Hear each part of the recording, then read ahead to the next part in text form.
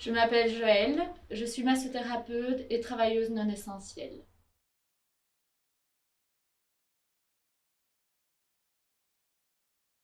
En effet, on m'a interdit de travailler en massothérapie, c'est-à-dire travailler sur le bien-être des gens, ce qui est quand même paradoxal par rapport à la situation. Pas mal de demandes encore en ce moment pour des massages et je suis obligée de dire non. Des gens qui ont besoin de se sentir bien, de se sentir écoutés. Et non, non, je refuse parce que je suis obligée de refuser.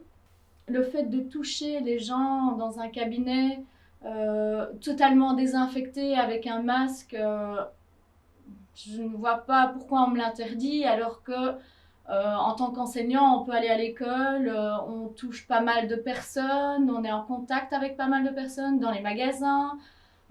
Peu importe où on va, on est toujours en contact avec quelqu'un, mais là, désinfecté, avec un masque, mes mains désinfectées, la personne, la table est désinfectée, ça c'est interdit, alors qu'on peut respirer, c'est aéré. Certaines choses que je n'arrive pas encore à comprendre, mais je parviens à évacuer ma frustration autrement, ça c'est peut-être positif chez moi. Quand on voit oui, tous ces aéroports bondés ou tous ces étudiants qui en effet sont entassés avant de pouvoir aller passer leurs examens. Voilà, je pense que c'est tout simplement pas compréhensible. Derrière tout ça, évidemment, il y a tout ce qui est politique et économique. Ça, on va pas se le cacher, tout le monde le sait. Après, à quel niveau est-ce que nous, ou chaque personne peut accepter certaines choses ou pas, ça, je pense que c'est subjectif. C'est surtout de la frustration. Moi, je suis très frustrée, en fait, de ne pas pouvoir exercer une certaine liberté.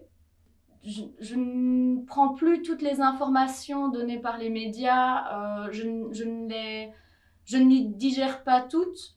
Donc, je ne regarde pas à chaque fois non plus les informations communiquées parce que ça fait un peu trop d'audimat et que c'est pas nécessaire pour moi dans la vie de tous les jours. Toutes les personnes qui sont un peu plus fragiles au niveau psychologique, mental, etc.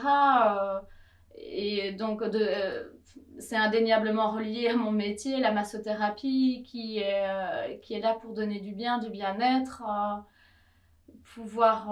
Les gens ont besoin de parler, les gens ont besoin de se sentir rassurés.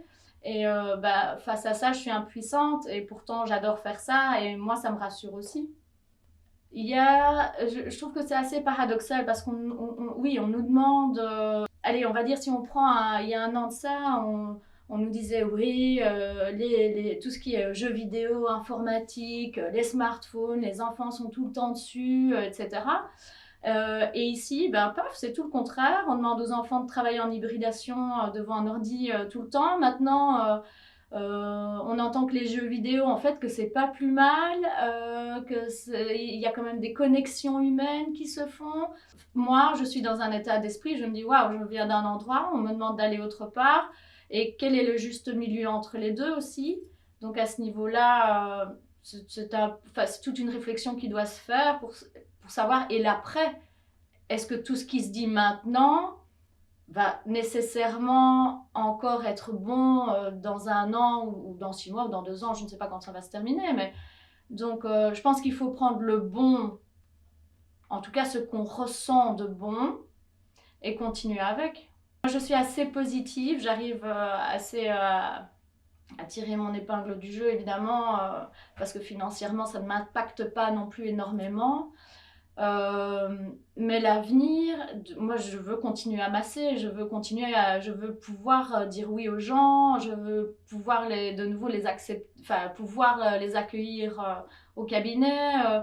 Et je sens qu'il y a des tas de personnes, j'ai des messages régulièrement, des coups de téléphone, mais voilà, je dirais bien oui à certaines personnes, mais légalement je peux pas le faire. Mais des gens en ont besoin.